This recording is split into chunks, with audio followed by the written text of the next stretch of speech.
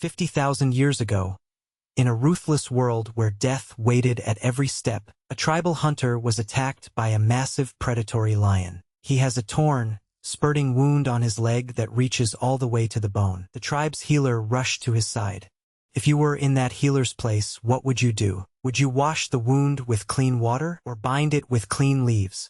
The healer did none of those things. She did something that seemed like madness. She went straight to the spot where the lion had rested, scooped up a handful of filthy soil tainted with the predator's saliva, excrement, and footprints. Wait, the horrors don't end there. What do you think people ate to survive the freezing Arctic colds? Fresh meat? No.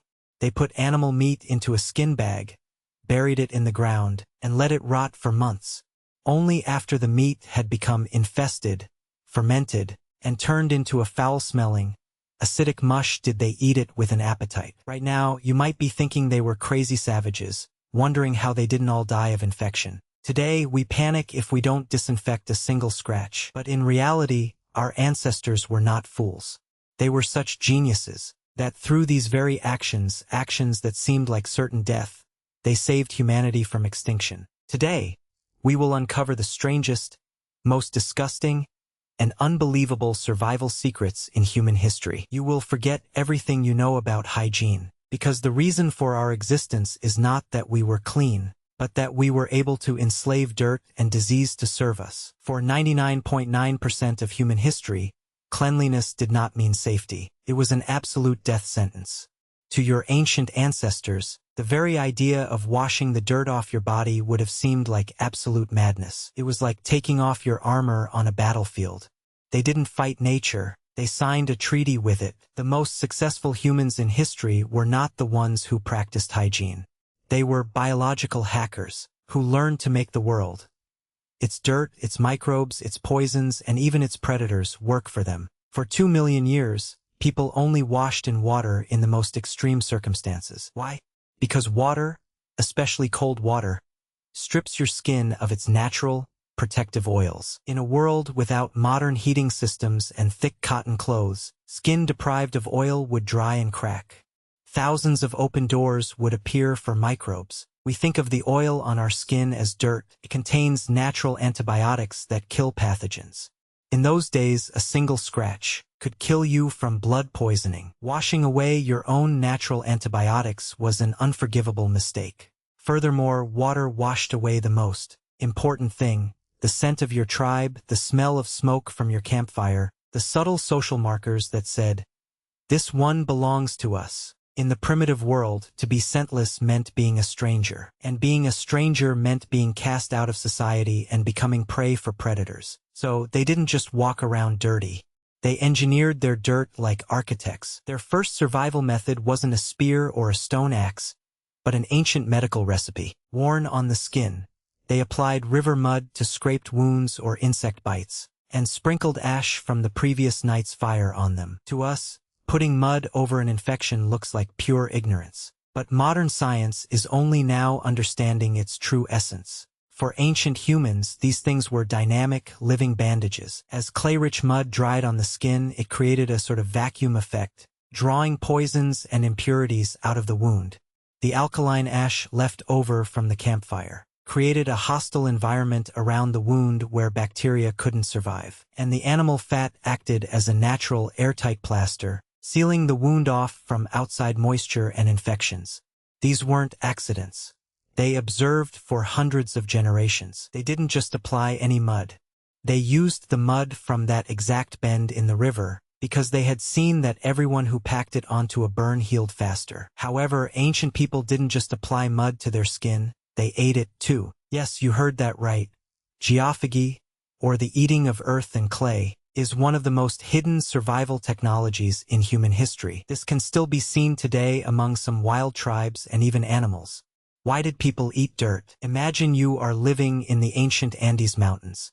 Edible things around you are very scarce. You discover a wild potato, but this wild potato contains highly potent poisons called glycoalkaloids. A person who eats it will suffer severe stomach cramps, nervous system failure, and death. Did people give up on this potato? No.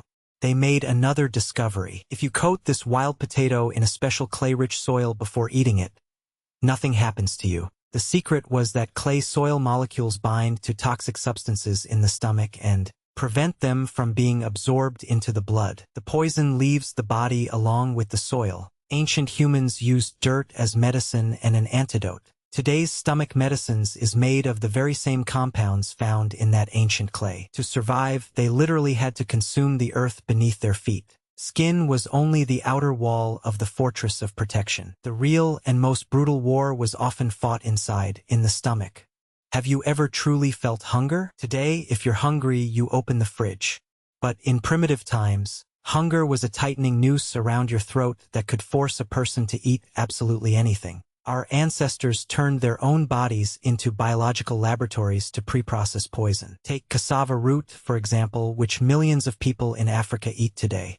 If you eat it raw, the cyanide it contains will kill a person in a matter of minutes. Ancient people knew this plant was poisonous, yet they didn't abandon it. Through incredible trial and error, they learned to grind the root, soak it in water, and let it ferment for days. During fermentation, microorganisms broke down the cyanide. They were training the microscopic army in their intestines to disarm their lunch.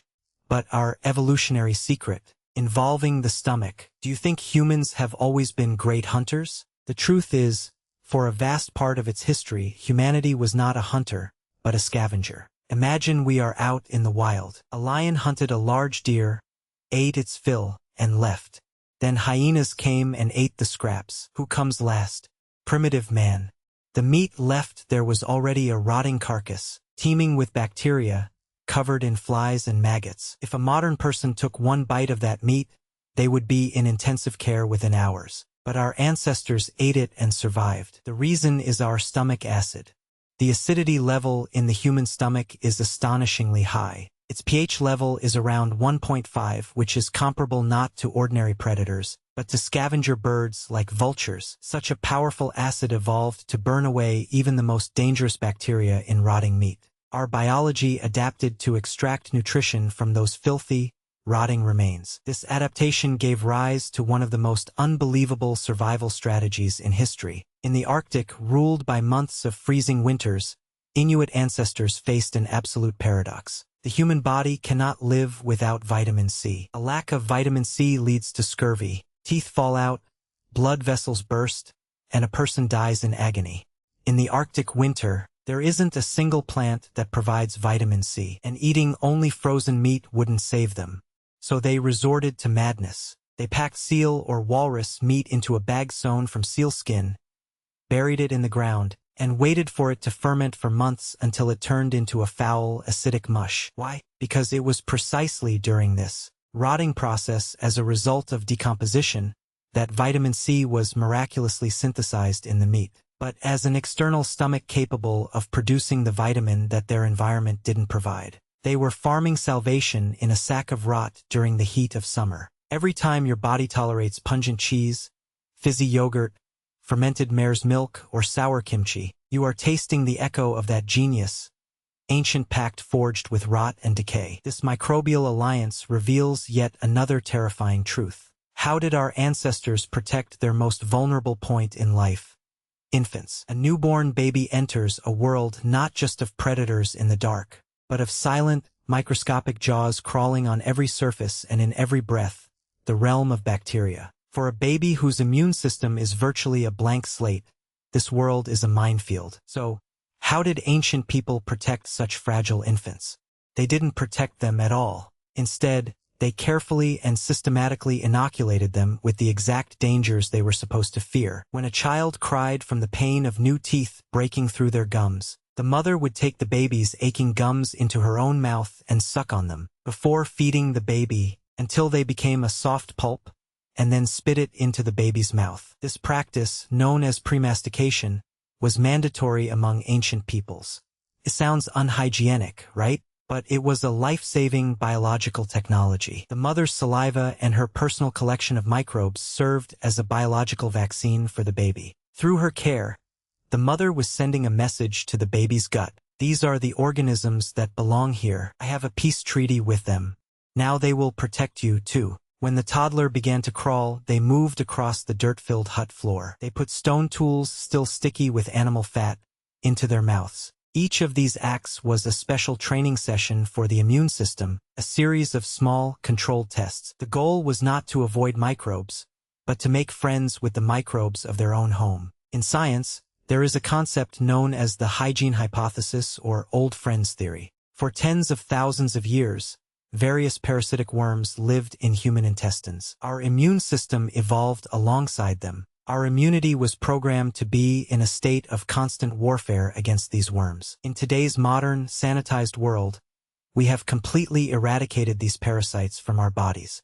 What was the result? The immune system, accustomed to constant fighting, could no longer find an enemy, and eventually started attacking our own cells, common pollen. This is the true cause of the unprecedented rise in allergies and asthma in the modern world. In the ancient world, the greatest danger wasn't the dirt of one's own hearth, but the dirt of a stranger. Xenophobia, meaning an instinctive distrust of outsiders and a deep aversion to an unfamiliar scent, was not just social segregation. A stranger was like a biological weapon carrying entirely different bacteria and viruses. Ancient people turned the mother's body and the tribe's environment into the most perfect defense system. Now, let's return to that terrifying question at the very beginning of our story. Why did the healer pack the open wound of the hunter, torn by a lion with the exact soil from the predator's tracks, mixed with its saliva and excrement? This wasn't suicide. It was ancient immune reconnaissance. It contained the lion's own microbes, the exact pathogenic organisms living in its mouth and claws. By deliberately introducing the predator's specific pathogens directly to the surface of the wound, the human body could mount a targeted, powerful, localized immune response right at the site of the attack, without waiting for a sudden infection through the bloodstream. Playing with fire? Yes. But in a world without other options, the goal wasn't to be clean, but to be prepared against the enemy at all costs. With this act, ancient healers were performing the very first and wildest vaccination practice in human history. Now it all makes sense, doesn't it? Mud plasters, fermented meat, poison-cleansing clay, food pre-chewed by a mother, and a wound packed with soil from a lion's track. All of these are variations of one profound philosophy, a single great strategy. Join it and build your own network. Your life today is the product of that ancient network. The immune cells patrolling your body carry the memory of thousands of ancient, muddy challenges. But what are we doing today? We live in a world of chlorinated, flat surfaces, and filtered air stripped of dust and life. Our immune system, evolved for a constant biological conversation, now sits locked in a soundproof, sterile room. A defense army unable to find an enemy to attack will eventually begin attacking its own city walls. The comfortable, clean world we live in is, unfortunately, at war with our biological memory. When you walk into a forest after the rain, and instead of recoiling you take a deeper breath, you feel that ancient truth in your blood. Your body doesn't register it as a threat.